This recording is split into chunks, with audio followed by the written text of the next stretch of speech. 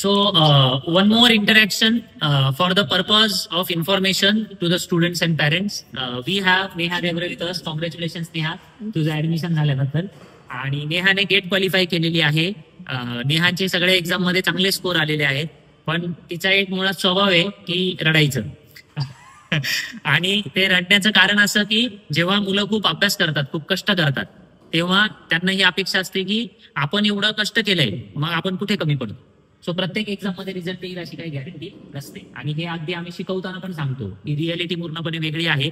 एकदम असं होत नाही की आपण एकदम टॉपचेच रँक आणले, पण तरी तू कन्सिस्टंटली अभ्यास करत राहिलीस, तुझ्या कॉन्सेप्ट सगळ्या क्लिअर होत्या, कॉलेजमध्ये तुझा परफॉर्मन्स खूप चांगला होता पहिल्यापासून, इजंट इट. आणि तरी पण नंतर जेव्हा तू गेट क्वालिफाईड झालीस आणि त्याच्यानंतर तुला टेन्शन यायला लागलं की तू सगळ्याच एक्झाम क्वालिफाय होत गेली, पण तुला टेन्शन हे होतं की होईल का माझं ऍडमिशन, होईल का माझं ऍडमिशन, इजंट इट. आणि अखेर एमटेक फार्मास्युटिकल केमिस्ट्री अँड टेक्नॉलॉजीला तुझं जे ऍडमिशन झालंय, so we are very happy and congratulations for that. What I want to ask you, you are very sincere student. तू खूप सिन्सिअर स्टुडंट होती, स्वतः तू अभ्यास करायची. आम्ही भाग्यवान आहोत की तुमच्यासारखे विद्यार्थी आम्हाला भेटतात, कारण आम्ही शिकून फायदा नाही, विद्यार्थ्यांनी ते इम्प्लिमेंट केलं पाहिजे. सो तुला असं नाही वाटत की क्लास नसता तरी पण आपण हे केलंच असतं? तो मग क्लासचा रोल याच्यामध्ये कसा होता आणि बाकीचे क्लास आणि ॲना, तर ॲनाने कसा रोल प्ले केला? So if you tell that, that will be very good feedback for us and for new students that will be good information, right? So please tell about it. Sir, Anna class the best आहे. मी माझा review हाच एक की मी रियालिटीवर speak करते आणि मला जे ॲनामधून गायडन्स मिळालाय, जो सपोर्ट मिळालाय, जो व्हॅल्युएबल आहे, तो खूप व्हॅल्युएबल आहे माझ्यासाठी. आणि जे डेडिकेशन सरांनी आमच्यात म्हणजे इम्प्लिमेंट केलंय ते म्हणजे सरांच्या मोटिवेशननेच झालेलं आहे. आणि असं पण नाही की मोटिवेशन तेवढं बुद्ध राहायचं, तात्पुरतं खूप असं एनर्जेटिक फील व्हायचं आणि तेव्हा आम्ही जोराने अभ्यास करायचो.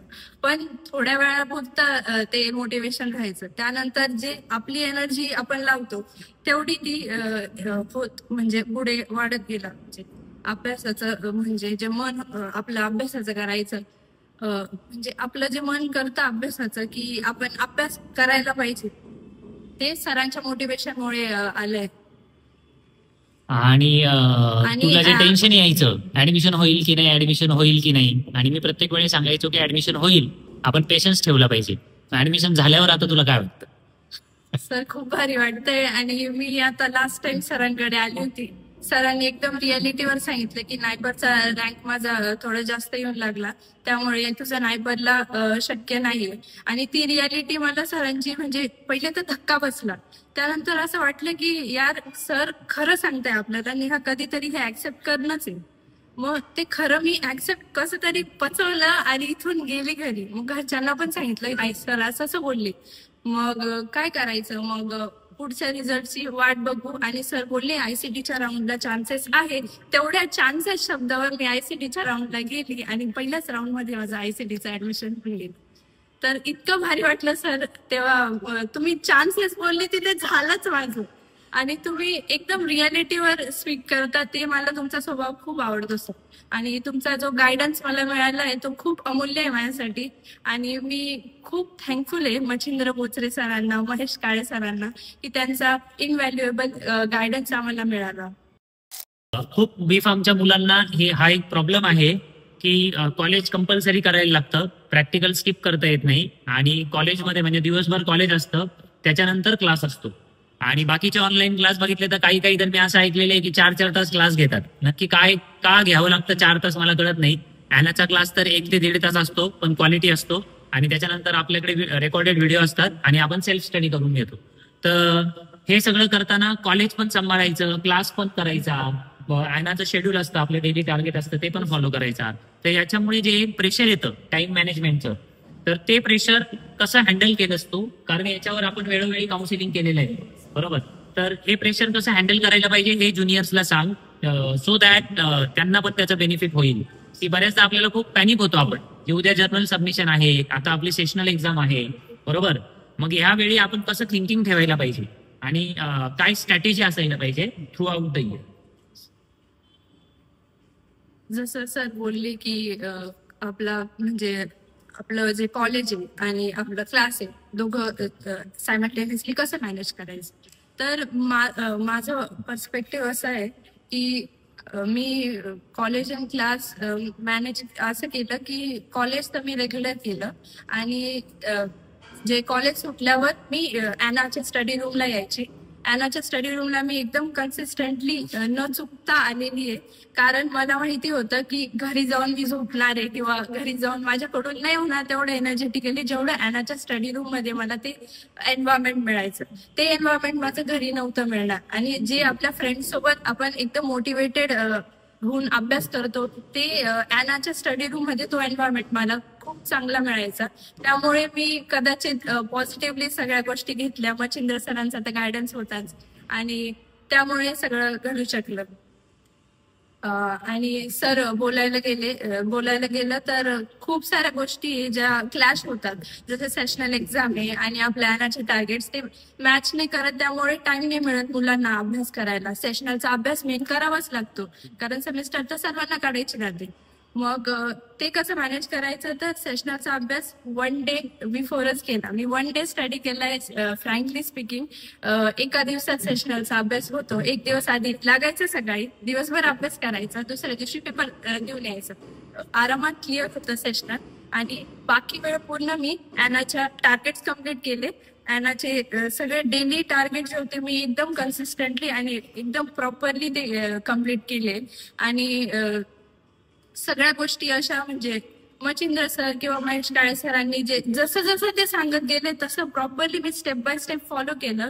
एकदम अंधळा विश्वास मी दोघे सरांवर ठेवून घेतला होता की माझं काहीतरी चांगलंच होणार आहे, मी हे करत चालली, बस चांगलं करायचं आणि माझं काहीतरी या सरांच्या गायडन्स मध्ये खूप चांगलं होणार. आणि तसंच घडलं. आणि आज माझं ऍडमिशन ICT भुवनेश्वर इथे झालंय आणि त्याचा मला खूप आनंद वाटतो.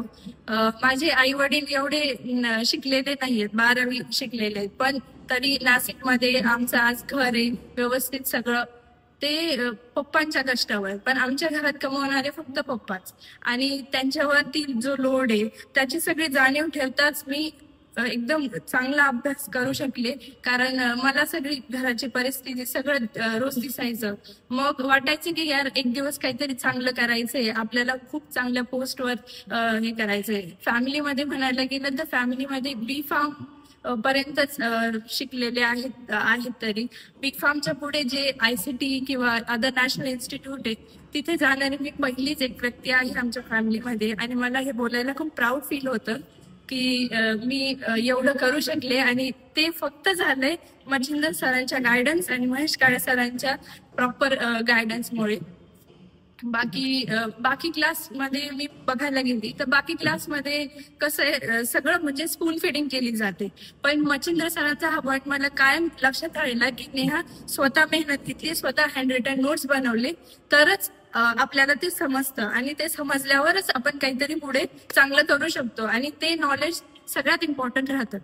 मग मी ते फॉलो करत गेले सरांचं प्रॉपरली एकदम, आणि चांगलं फळ मिळालं मला त्याचं.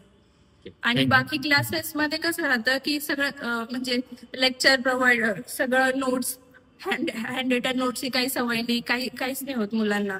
त्यामुळे मुलांचा जो तोटा होऊन जातो सर, कारण सवयच नाही ना. सगळं स्पून फिडिंग वाचून तेवढा पुरता एक्झाम क्लिअर करण्यात काही अर्थ नसतो सर.